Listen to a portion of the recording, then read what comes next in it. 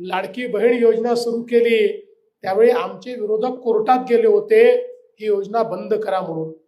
पण आम्ही कोर्टाला देखील सांगितलं की आमच्या बहिणींना आम्ही मदत करू इच्छितो तर यांना का बरं या ठिकाणी त्रास होतो, आणि कोर्टानेही आम्हाला परवानगी दिली। आज लाडकी बहीण योजना आपण योग्य प्रकारे चालवतो आहोत आणि कोणी काहीही अफवा पसरवली तरी लक्षात ठेवा, काहीही झालं तरी लाडकी बहीण योजना बंद होणार नाही, ती सुरूच राहील।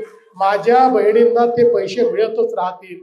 आता आपण प्रयत्न असा सुरू केलेला आहे की आमच्या या बहिणींना एकत्रित करून एक या लाडक्या बहिणींच्या माध्यमातून एक सहकारी संस्था तयार करायची आणि त्या सहकारी संस्थेच्या माध्यमातून आमच्या बहिणींना त्यांना जे पैसे मिळतात त्याच्यावर आधारित कर्ज द्यायचं आणि त्यातनं त्यांना उद्योजक म्हणून या ठिकाणी तयार करायचं, बचत गटांना त्या ठिकाणी मदत करायची।